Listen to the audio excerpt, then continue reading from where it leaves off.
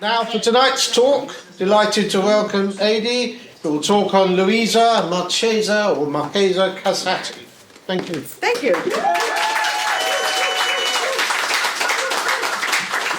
Welcome everyone.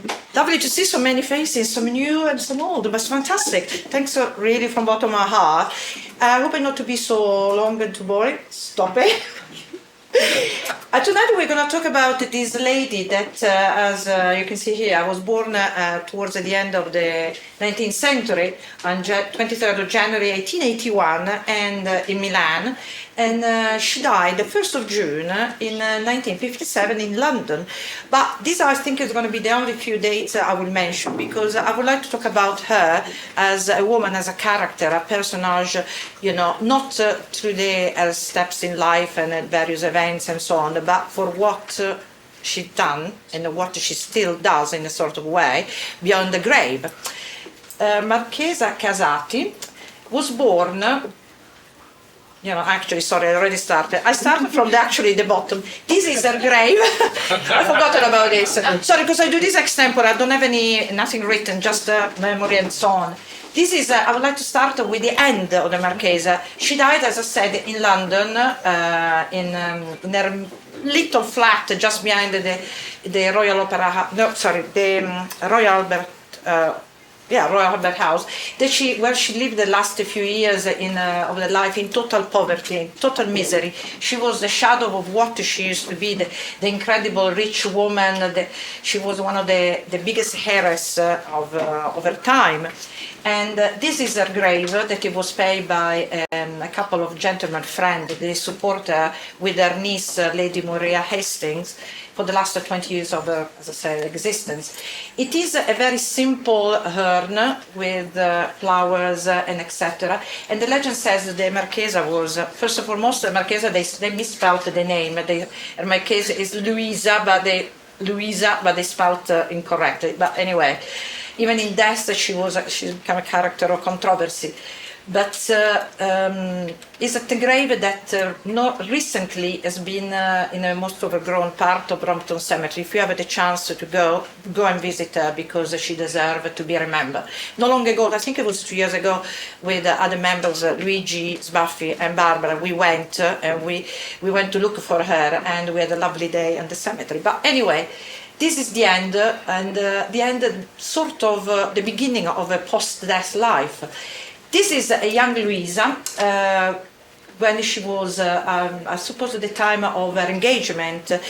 Luisa was born, as I said, in Milan, from a very wealthy family. The mother was a lady of the middle-class Milanese society, and the father was a gentleman of Austrian Lebanese origin, that he became very wealthy via the textile industry.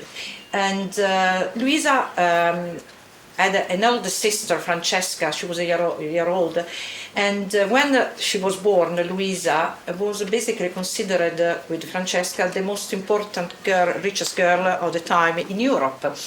Luisa della Rosa Maria von Amman Casati is the name that she should be remembered, in full.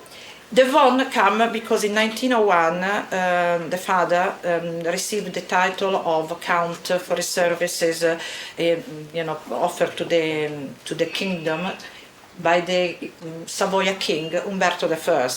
But anyway, as you can see here, she's still a typical, age. Would say lot of lace, white, deep, dark hair, deep eyes, but. Clearly, the marriage to the Conte Camillo Casati Stampa di Soncino, very wealthy Milanese family, he was not very happy. She married young because she had to do as every woman of her age and etc. That, after being orphan at 15, she had to do something. She was taken under care of for education by her paternal uncle. And she had this life of riding and etc. and ended up married very young. This is a photograph more or less at the time of engagement. But clearly, as I mentioned, the marriage was not very happy. After a year, she gave birth to a daughter, the only daughter that she ever had, Christina, that it was named after a character of literature of the time that Luisa loved, the Cristina di Belgioioso. And it was not exactly a very good mother and daughter relationship. Luisa had a daughter, but she never really linked with her very much. The daughter basically, as soon as she could, she moved down to England. She went to study in Oxford, and later she married the Earl of Huntingdon. But anyway, this is one of the few photographs we have of Luisa with a daughter. And here still Luisa in 1901 is the typical lady of the high society of the time. She probably was clearly not very happy, as you can see for expression, very stern, there is something in her eyes that doesn't translucent as a mother to a newborn daughter. But anyway, this is, I skip for a few years, and Luisa, she meets socially during a hunting event, this gentleman, Gabriele D'Annunzio. Gabriele D'Annunzio, that is the most important Italian poet of the 20th century. He was a character that he really influenced with his passion, with his ardor, with his vigor, a lot of the Italian society as we know today. And he fell madly in love for Luisa, and that is the time that Luisa stopped to be the good lady, the good married woman, and etc. And it's become what he called the Corée. Corée, for him, Corée is a mythical figure of Hellenic mythology. She's a goddess of the underworld, and for him, Corée is the nickname he gave to Luisa because for him represented this desire of life beyond every possible moment you can expect. Anyway, it was a very intense relationship. For all the rest of the life, they've been basically, I would say, more than physical lovers, more mental lovers. It was all in the mind, but they cherish each other until the end. Gabriele D'Annunzio, in his most famous abode in Italy, in Gardone Riviera, has this statue of a tortoise on the front, in the main room, on the sala da pranzo, in the dining room. It's a tortoise sculpture made on the carapace of a tortoise that Luisa gave to him, and as a present, because after she split from the normal life and she's become what she's become, as we can see in a second, she started to be befitting friends with gift, very unusual, very particular, very, out of the range, put it this way. And this tortoise, basically, it was a symbol of their passion. When the tortoise was free in the garden and she died of eating a lot of tuberose flowers, indigestion, and the poet decided to have, it was not possible to embalm, but to use the carapace to create this sculpture. And it's most beautiful. If you go to Gardone, there is on the main table, I think, it's unforgettable, this statue of this bronze head tortoise in this real carapace. And as you can see, the Gardone Riviera Vittoriale is one of the most incredible places you can visit, I think, in the world, because it's absolutely fantastic. One day will not be enough to visit all of it. Where is it? It's in Gardone Riviera, northern Italy, on the Lake Garda, on the shores. Absolutely amazing. There is even a boat inside the garden, because this chap was incredibly passionate about everything. He's been, before the First World War, he, with some friend, he went to an expedition with a very rickety plane, tried to distribute a flyer to say the Fiume, a town in the northwest of Italy, is free, and etc. The famous, what is called, the Bucari, I forgot the name, the expedition to Fiume and Bucari, correct? So he was very, very independent. He used a lot of his influence and a lot of his, his finances to do the things he believed in. Also, as I said, one of the most was the freedom of Italy from the Austrian control, because Venice at the time was still under the Austrian empire. Anyway, thanks to her, she became the Corée, she became the muse. He was Ariel for her, but he was the moment that Luisa realized it was something else in life. She decided to become what we say the living artwork, un'opera d'arte vivente. And she started to live. She had the means because she was still very, very, very wealthy, you know. And she became this, what we know now, the most important images of her transformed. This is a famous picture that Baron von Meyer, and the second is her with the famous pet python. She became so detached to what was a normal everyday reality because she wanted to become someone living in the kingdom of dreamland, also sort of. Everything was like a new magic experience for her, and to be allowed to spend time with the Marchesa was one of the most incredible experiences someone could ever have. She was, I would say, probably the most influential woman in the beginning of the 20th century.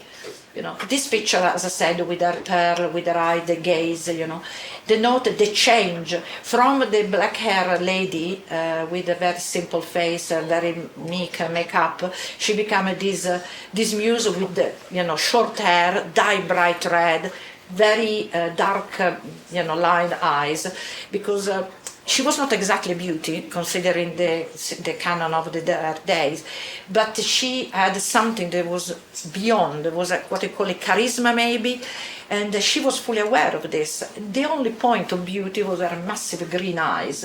She was quite tall, slender, apparently using a lot of cocaine, that it was very fashionable in USA, keeping slim, and not eating much, but all the rest was the excess life. But as you can see from the lady here, the maternal, etc., the change is incredible, completed.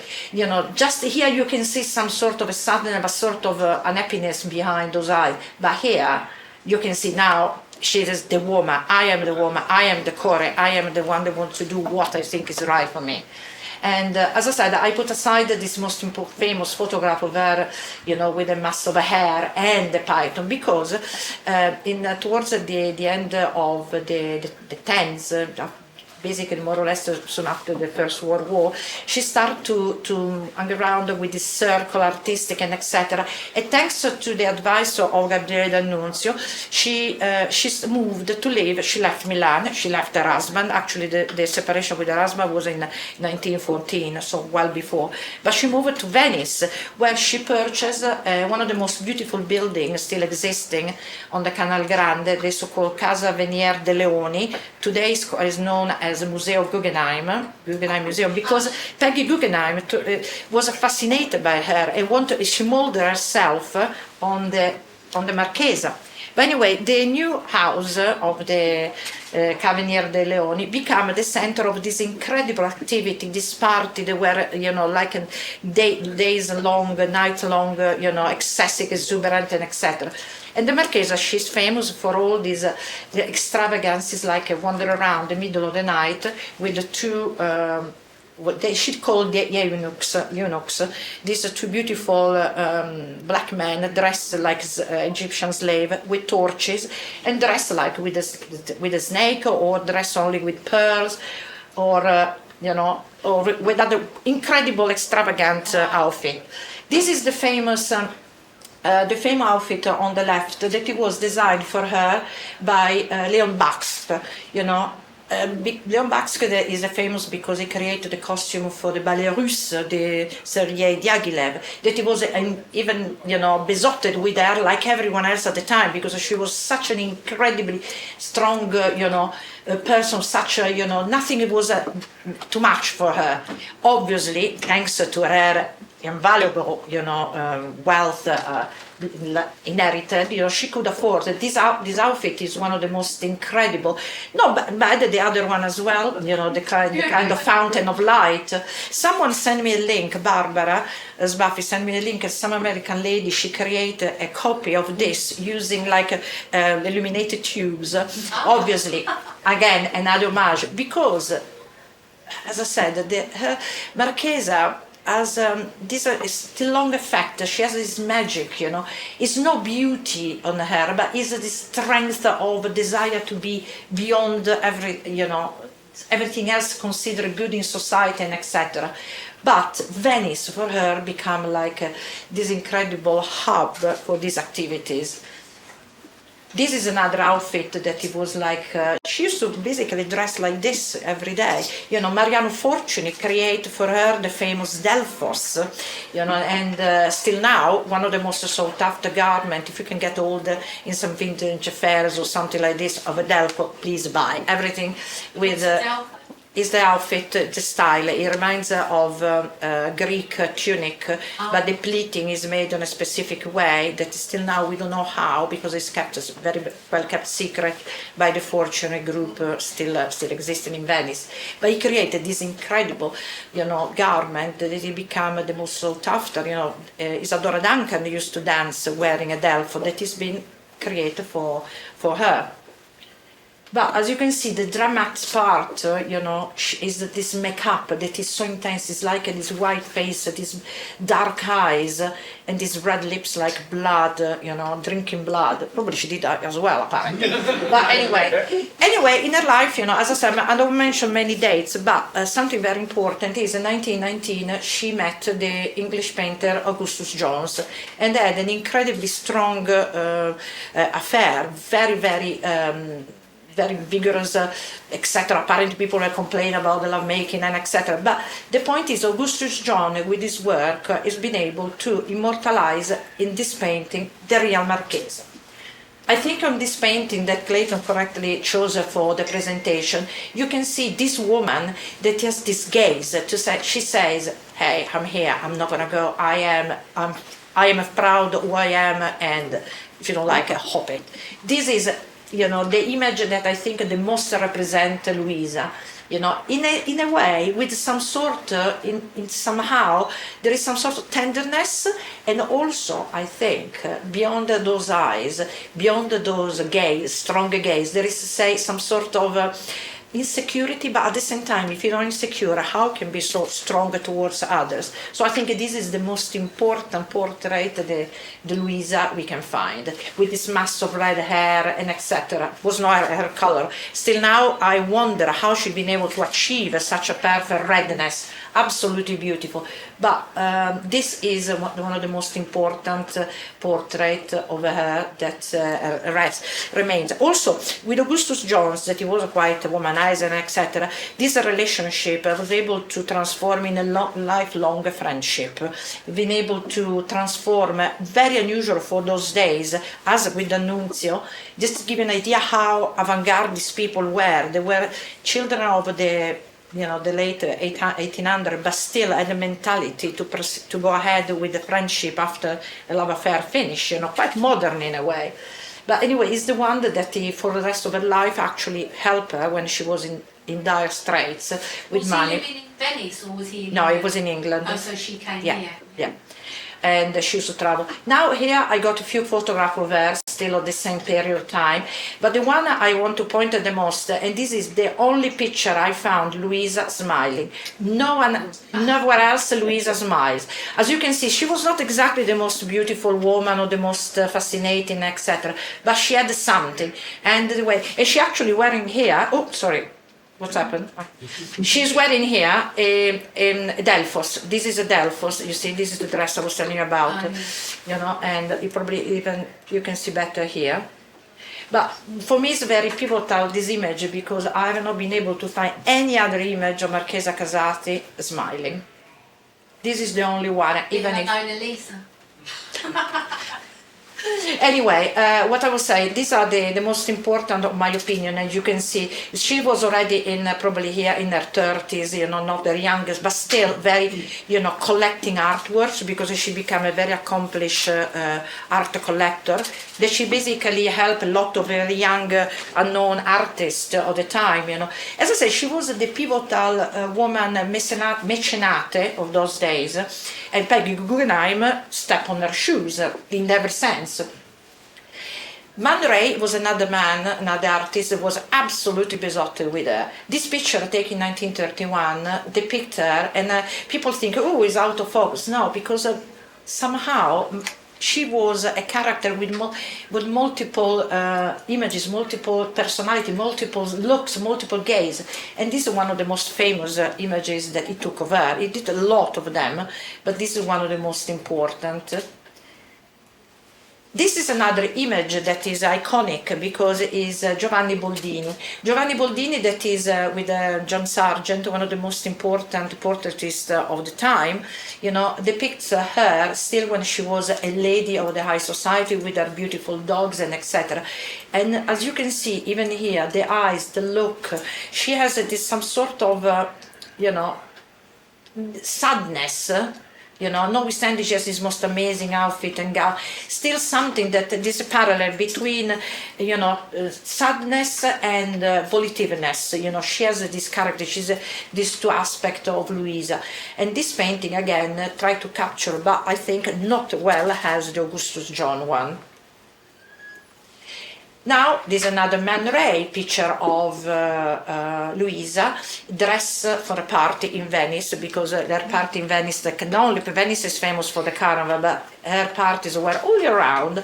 This is the famous Luisa dressed as Elizabeth of Austria, with these beautiful feathers and etc. Again, with the snakes and so on.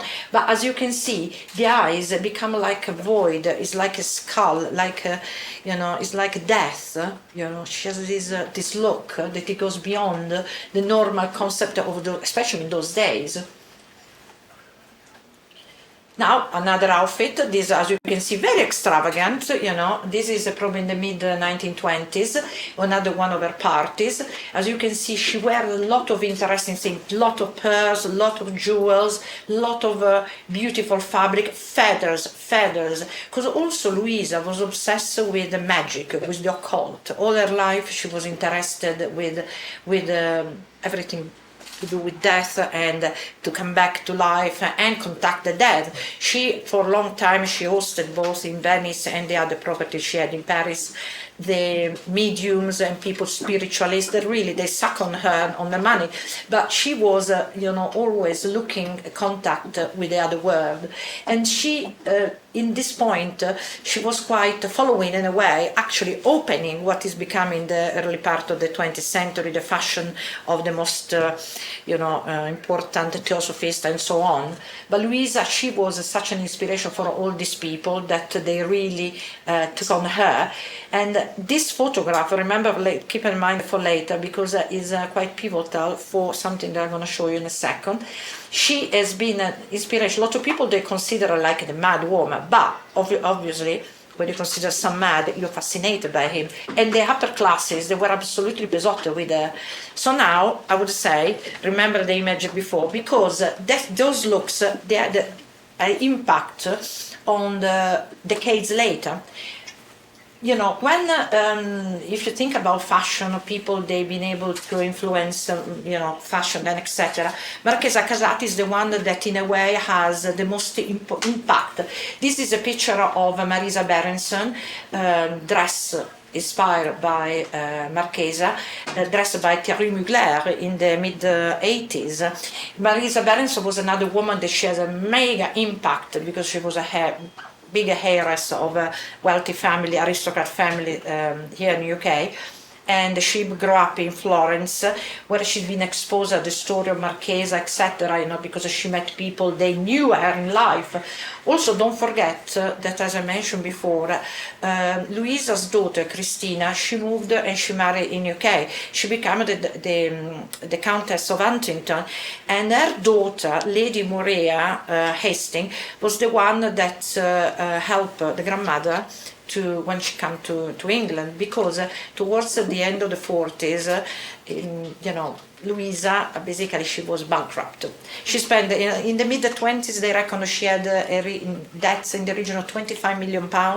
As you can imagine, it was a huge amount, because she had this incredible lavish lifestyle, buy incredible houses. The last purchase that she made was this mansion house just outside Paris. They used to belong to a famous philosopher, now escaped the name, that basically was taken, by the debt collector, and they sold all her property, all her artwork to pay her debt. The reason why she escaped to England, she flew here and she lived at the mercy basically of this granddaughter, and these friendly gentlemen that were absolutely in love with her, were sort of psychological slaves of the fascination. Yeah, the charisma of this woman. And basically, until 1957, when she died, she was basically living in literally on nothing. Famously, she's been seen, and apparently the photograph, even if I'm not been able to trace it, of her scavenging in the bins behind the theaters, the door of the theater in the West End, not for food, but just to get like a little piece of fabric, a feather, something to decorate her threadbare clothes, because she didn't have literally nothing, and the family, especially her daughter, completely ignored her. It was only Morea that helped her when pay for a nurse to help her when she needed towards the end of her life. She died of an embolism in the brain. She was, as I said, in 1957. The story goes that she was actually buried on a very sad threadbare cloak with jaguar pelts at the bottom, but yeah, but very, very old, something that she carried with her, basically one of the few things that she had from the good old days when she was able to go around to Venice with masks and everything, having the time of her life. Famous, as I mentioned, she would wander around, in Venice nighttime with the two servants and so on, and wearing nothing except for the boa or the pearls and etc.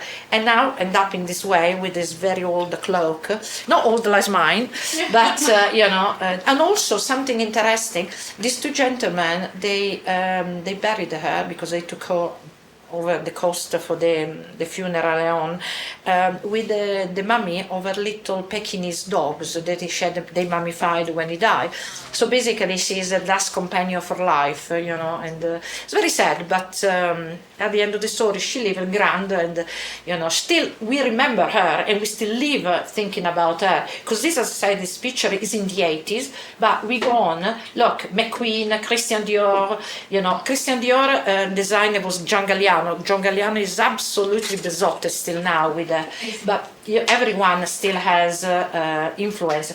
The Reis van Noten, and the outfit I'm wearing underneath is the Reis van Noten. It was one of the old collection in the early 90s, mid 90s, inspired by her.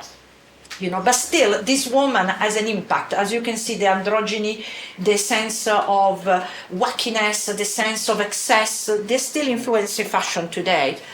Yeah, and as you can see, this is one of the latest Christian Dior by Galliano, clearly inspired by her, by the Venetian excesses. Imagine her coming down to, from the steps of the Basilica della Salute in Venice, dressed with these incredible gowns and so on. And this clearly influenced it because, now still a lot of people, they have this fascination and passion for this woman that someone called the most gorgeous snake in the Garden of Eden, because clearly she was not what we expect, a maternal woman, but she had something, that even in poverty, even in utter dire circumstances, she was herself. There is a recording that I've not been able to use for copyright reason, where her voice, she said, I want to be a living artwork. And until the end, she still is. She's still the modern artwork, not only for who inspired, as I said, Basque, Poiret, Fortuny, and the modern designer, but still for the people, they still in a way absorb her magic, absorb her charm, her enchantment, because a woman like this probably never existed and maybe never existed again. But at the same time, a woman that for all her life, when again I repeat, she was utterly poor, she was never she ate much, but in the end she literally starved herself, still as an inspiration for so many. A very interesting books have been published during the year. A few years back also, an incredibly beautiful exhibition was organized in Venice called La Divina Marchesa al Museo Fortuny, where a lot of the artwork that she collected during her lifetime were put together and exhibited. And artwork that she lost because the deaths are chasing her, but the intensity of how this woman lived, the art was in her blood. And you probably would say that it was not blue blood, but it was art blood, because everything for her, every moment has to be lived to like it was the last one, to the excess, just to make sure that nothing is wasted.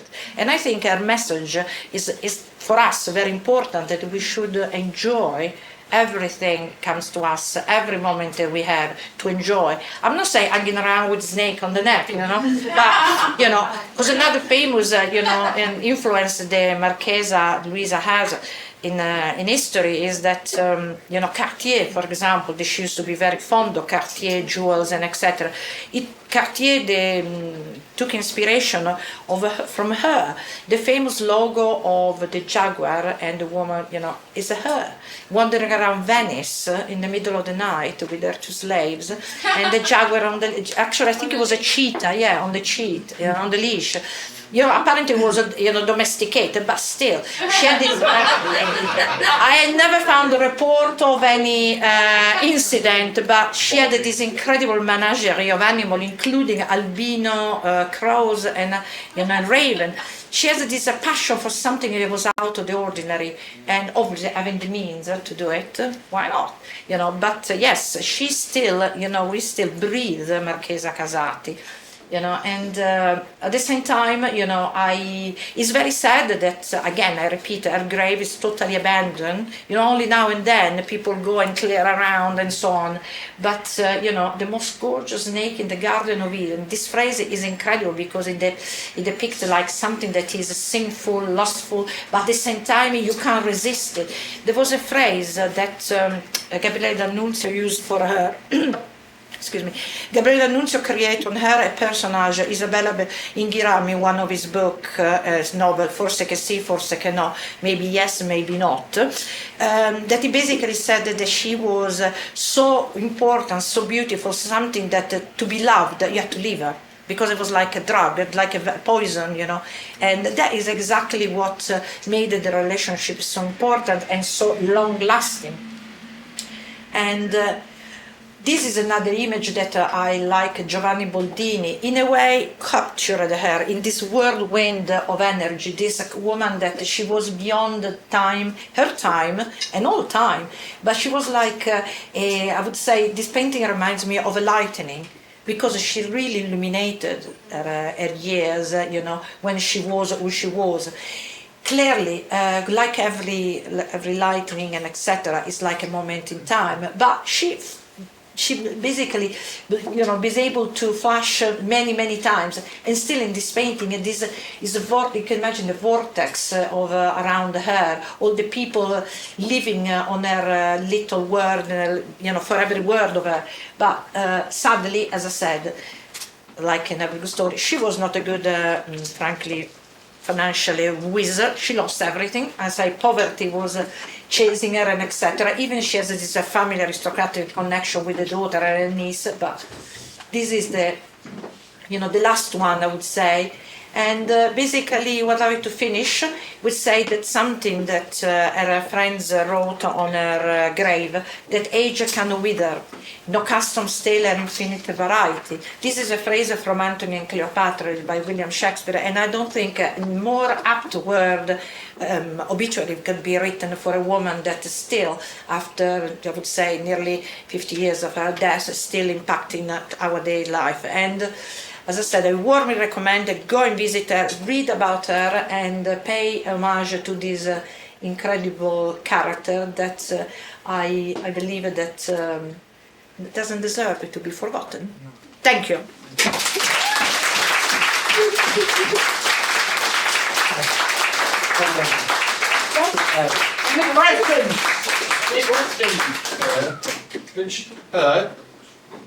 Did she know Nancy Cunard?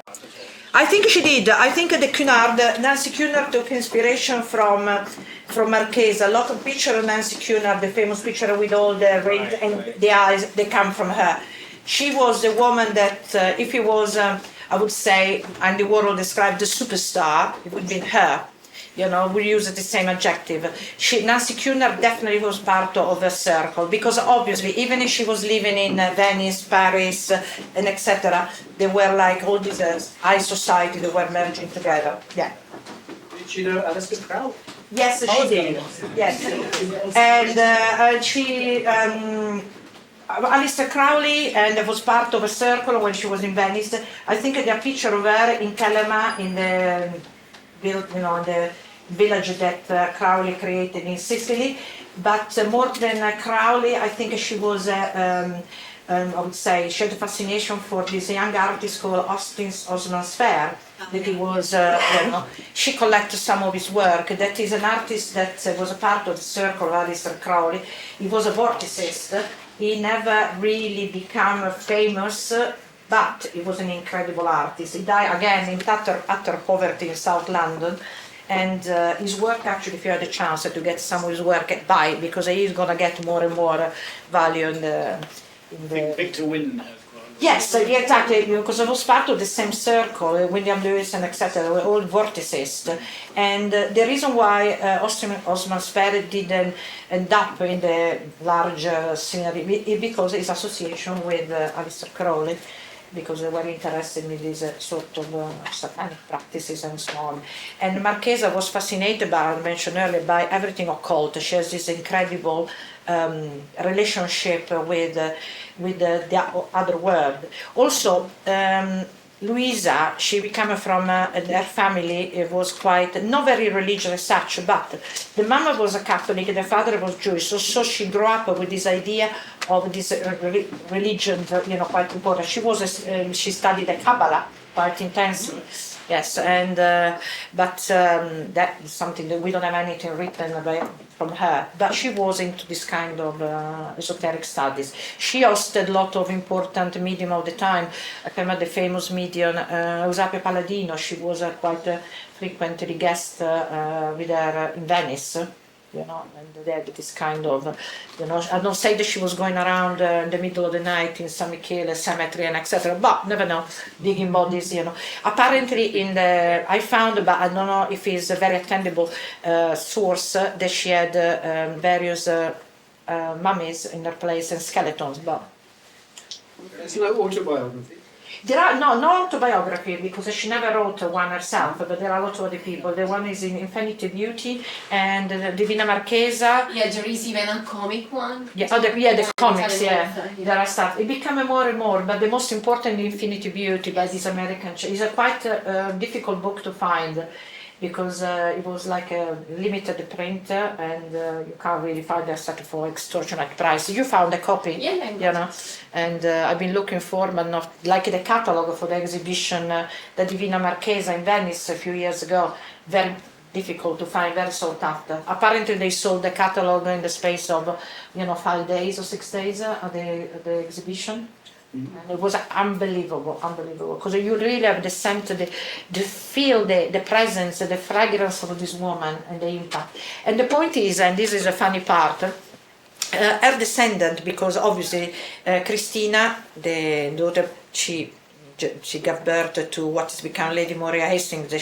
She died not long ago, and the children of Morea, they are quite wide and scattered across the world. One is in the States selling swimming pool in the desert, and another one, Octavio Black, is sort of a politician and etc. Another one, I can't remember his name, is called something Wyatt, whose daughter is Petronella Wyatt, the journalist.